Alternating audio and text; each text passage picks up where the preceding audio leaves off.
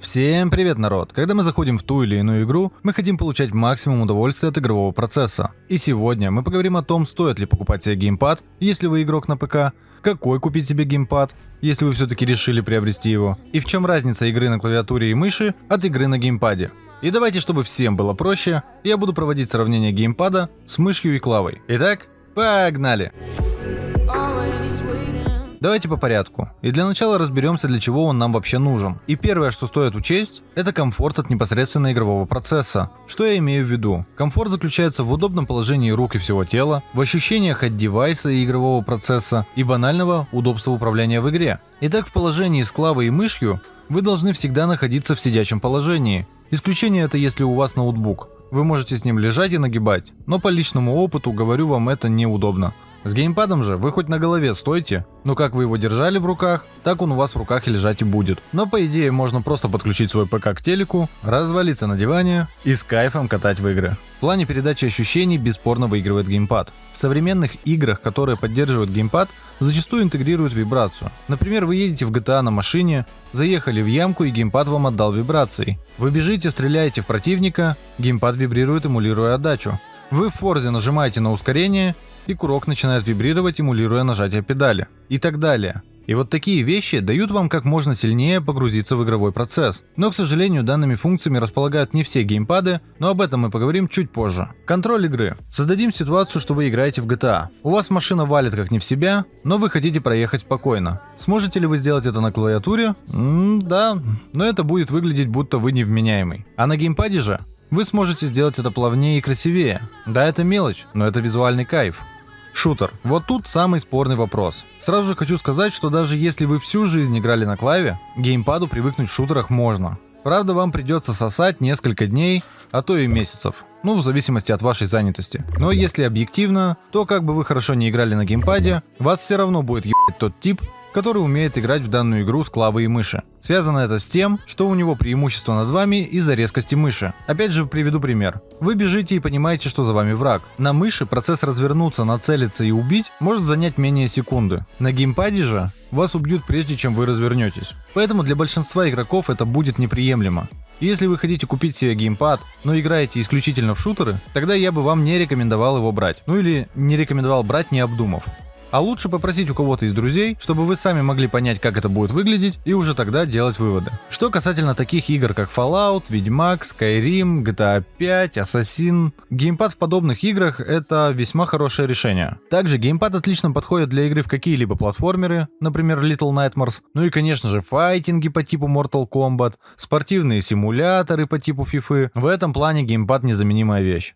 Функциональность. Конечно, клава и мышь гораздо функциональнее, чем контроллер. Я сейчас не про конкретное взаимодействие с ПК, а именно в играх. Например, в ту же стратегию понятно, что вы поиграть не сможете. Во-первых, игра не поддерживает геймпад, а во-вторых, в этом просто отсутствует необходимость. Или, например, вы хотите поиграть в какую-то старую игру вашего детства, то вам придется прибегнуть к разного рода костылям. Для того, чтобы в принципе хоть как-то можно было играть. Что это за костыли? Это дополнительный софт, который переназначает клавиши вашего геймпада на клавиши на клавиатуре. И лично для меня это еще та дрочь, потому что когда я хочу поиграть в игру, я не хочу заморачиваться с каким-то назначением клавиш, думать, что куда поставить. Я хочу подключить и играть. Как лично я использую геймпад. Для меня это второй девайс, который я использую, если игра заточена под геймпад, или есть прямо сильное желание именно с него поиграть. Но в качестве основного девайса, к сожалению, выступать он не может. Не может он из-за того, что мне приходится играть во много разных игр, в том числе разнообразные шутеры, и если бы я играл все время с геймпада, то я бы конкретно припух.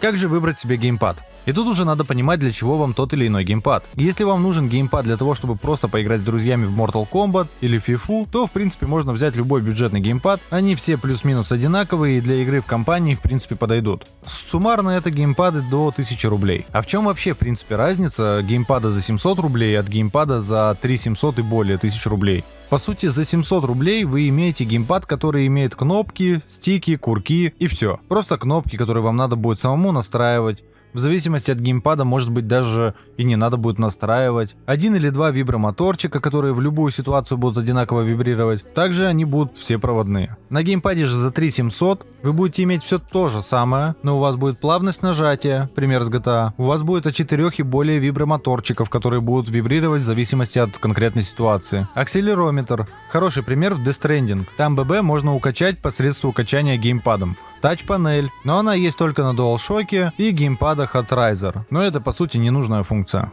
Ну и, конечно же, беспроводное подключение путем подключения через Bluetooth. Кстати, вспомнил, когда мы учились еще в школе, у меня у одноклассника был геймпад, и у него была функция обдува рук. По идее, когда у тебя очень потная катка, ты ее должен был включать, и руки обдувал ветерок из геймпада. Но по факту мы включали данную функцию, и он начинал орать как пылесос на всю комнату. И ты в принципе не мог сконцентрироваться на игре, потому что геймпад вибрирует, свистит, орет, складывается ощущение, что он сейчас взорвется у тебя в руках, но при всем при этом ты перестаешь слышать игру. Но по итогу данная функция скончалась через месяц-два после использования. Но оно в принципе и не удивительно. Если же вы хотите взять геймпад для себя, но не хотите тратить много денег, то Logitech в целом это неплохое решение, хоть и выглядит как ублюдок. Их цена варьируется от 1500 до 3500. Ну и если вы вообще не хотите заморачиваться с выбором и просто купить хороший девайс, то геймпад от Xbox это отличное решение. Я лично сам им пользуюсь, и мне безумно все нравится. Главное его преимущество это то, что Windows поддерживает данный девайс. И при подключении в большинстве игр вам не нужно ничего настраивать. Вы просто подключили и играете.